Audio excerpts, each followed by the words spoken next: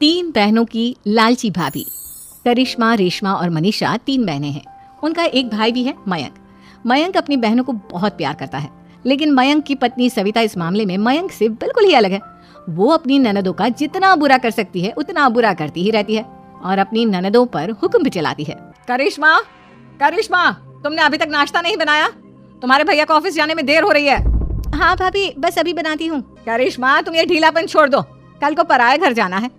वहाँ अगर तुम इस तरह से काम करोगी तो लोग क्या कहेंगे कि माँ ने और भाभी ने कुछ सिखाया नहीं। और तुम्हारी दोनों बहनें कहाँ हैं? अब रेशमा मार्केट गई है और मनीषा सो रही है। क्या? सुबह के 8 बज रहे हैं और ये महारानी अभी भी सो रही है? ये कहते हुए सविता अपनी सास दुर्गा देवी के पास जाती है। माँ जी, देख रही हो अपनी बेटियों के तौर तरीके? क्या हुआ बहू, सुबह सुबह क्या कर दिया मेरी बेटियों ने? अरे एक तो अभी अभी उठकर किचन में गई है, दूसरी सुबह सुबह बाहर चली गई और तीसरी अभी तक सो रही है। क्या करूं मैं इन तीनों का, मैं तो परेशान हो गई हूँ। जा जाकर उठा उसे और रेशमा से मैं बात करती हूँ। सविता सीधा मनीषा के कमरे में जाती है और उससे कहती है, महारानी जल्दी उठो, सूरज सर पर आ गया है। भाभी थोड़ी देर और सोने दो ना, मैं रात को लेट सोई थी। वो क्या ना, यूनिट टेस्ट चल रहे हैं। शराफत से उठती है या नहीं, या फिर पानी की भरी बाल्टी डालूं तेरे ऊपर? नहीं नहीं भाभी, मुझे बिस्तर में नहीं लाना, उठती हूँ मैं। मनीषा जल्दी से उठकर बाथरूम में चली जाती है। सभी आराम से बैठकर नाश्ता कर रहे होते कि तभी रेशमा बाजार से हाथ में सामान लिए आ जाती है। रेशमा को देखते ही सविता उस पर बरस पड़ती है। लो, आ गई महारानी। ऐसा भी क्या सामान लाना था जो सुबह आंख मलते ही बाजार की तरफ रवाना हो गई? भाभी, कल आप ही तो चीख रही थी कि घर का सारा सामान मुझे ही लाना पड़ता है, घर में किसी को भी किसी काम से कोई लेना देना नहीं है। अब मैं बाजार जाकर सामान ले आई तो आपको इस बात से भी तकलीफ हो रही है? देख रही हो माँ जी, अपनी बेटी की जुबान कैंची से भी तेज चलती है। और मयंक, आप तो कुछ कहेंगे नहीं अपनी लाडली बहन को। रेशमा, अपनी भाभी से ऐसे बात नहीं करते। चलो माफी मांगो। भैया, मैं क्यों माफी मांगू? आप भाभी से बोलिए ना कि हम पर कम हुक्म चलाया करे। हम इस घर की बेटियां हैं और आपकी पत्नी की ननद है, नौकरानी नहीं। लो कर लो बात। इनकी भलाई के लिए कुछ भी बोलो तो इन्हें बुरा लग जाता है। इस घर में यही इज्जत है मेरी। देख लो माँ जी, आपकी बेटी किस लहजे में मुझसे बात कर रही है।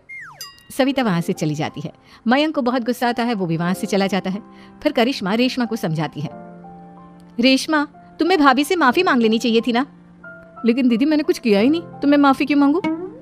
हाँ करिश्मा दीदी, रेशमा दीदी जैसे ही घर में आई भाभी ही उन पर चिल्ला रही थी। हाँ, मैं मानती हूँ कि गलती भाभी की थी। मैं तो इसलिए बोल रही हूँ कि भाभी ने माँ को तो पूरी तरह अपने वश में कर लिया है। वो हमारी बात सुनती ही नहीं। मयंक भैया हमारे लिए हमेशा खड़े रहते हैं, इसलिए उनकी बात का मान तो तुम्हें रखना चाहिए था ना। कोई फायदा नहीं दीदी, कुछ दिनों की बात और है, भाभी उन्हें भी हमारे खिलाफ भड़का देंगी। फिर वो भी माँ की तरह हमारी किसी बात का विश्वास नहीं करेंगे। इसी तरह सविता अपनी तीनों ननदों को किसी न किसी बात पर परेशान करती रहती थी। एक दिन मयंक अपनी तीनों बहनों के लिए गिफ्ट लाया।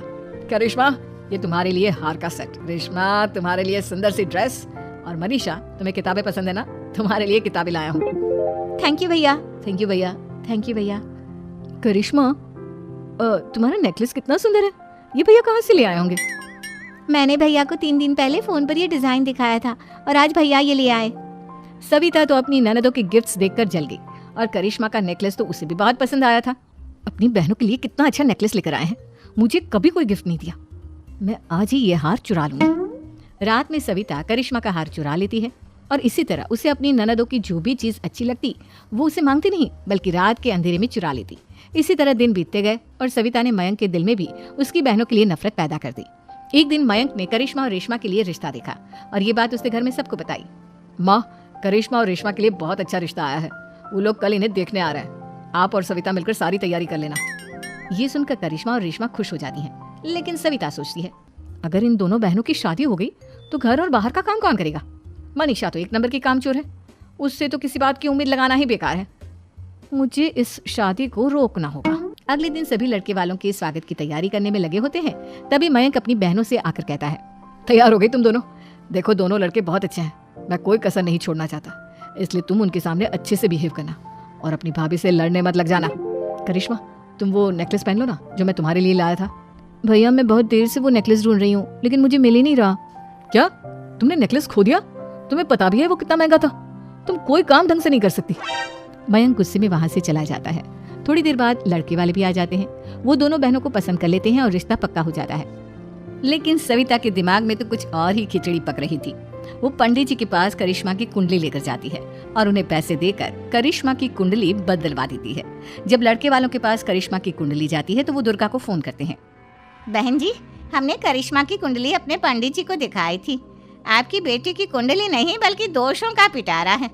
देखिए, मैं और मेरे पति इन सब बातों में बहुत विश्वास करते हैं, इसलिए हम आपकी बेटी से अपने बेटे की शादी नहीं करा सकते। इस तरह करिश्मा का रिश्ता टूट जाता है और सभी घर वालों को बहुत दुख होता है। अब कविता सोचती है, चलो करिश्मा का तो रिश्ता टूट गया, अब रेशमा का भी रिश्ता तोड़ना है।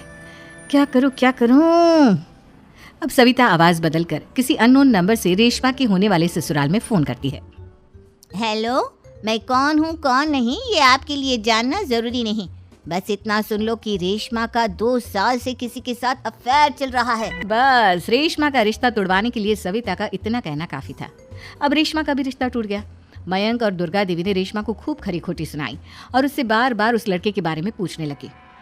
आप दोनों मुझे क्यों परेशान कर रहे हो? अरे कोई लड़का होगा मेरी लाइफ में तो मैं बताऊंगी ना। जब कोई है ही नहीं तो कहाँ से लाऊं मैं कोई लड़का? तो तेरे होने वाले ससुराल वालों को फोन किसने किया था? माँ, मैं नहीं जानती किसने फोन किया था, मैं सच कह रही हूँ। मैं तो पहले ही कह रही थी इसकी लगाम खींच कर रखो, लेकिन मेरी सुनता ही कौन है। आप चुप रहिए भाभी, ये सब आपका ही किया धरा है।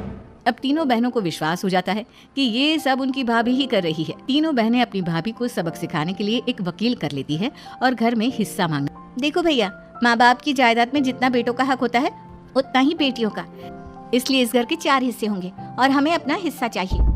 मैंने तुम्हारे लिए क्या क्या नहीं किया और तुम इस घर में हिस्सा मांग रही हो? भैया, आप और माँ हम बहनों की कोई बात नहीं सुनते हो और भाभी हमारी शादी नहीं होने देगी क्योंकि उन्हें लगता है कि आप हमारी शादी में ज्यादा पैसा लगाओगे और उन्हें हम जैसी फ्री की नौकरानी कहाँ मिलेगी। तो हम भाभी के साथ तो रह नहीं सकते, हम बहनों को अपना हिस्सा चाहिए। अरे तुम्हें शर्म आनी चाहिए अपनी भाभी पर ऐसा इल्जाम लगाते हुए। वो तुम्हारे बारे में कितना सोचती है। हाँ माँ, भाभी हमारे बारे में बहुत सोचती है। दिन रात बस यही सोचती रहती है कि किस तरह से अपनी तीनों ननदों को परेशान करूं और कभी मुझे पढ़ने भी नहीं देती। दोनों बहनों का रिश्ता भी तो इन्होंने ही तोड़वाया है और रात में हमारे कमरे में आकर हमारी चीजें भी चुराती हैं। इसी तरह सविता की तीनों ननदें अपनी बात पर अड़ी रही। अब कोर्ट में तारीख भी शुरू हो गई। जब सविता को लगा कि उसकी तीनों ननद इतनी आसानी से नहीं मानने वाली, तो उसने अपने पति और सास को सारी सच्चाई बता दी और अपनी तीनों ननद से माफी मांगी। मयंक और दुर्गा को भी अपनी गलती का एहसास हो गया। अब सविता खुद करिश्मा और रेशमा के लिए अच्छा रिश्ता ढूंढती है और उनकी शादी करवाती है।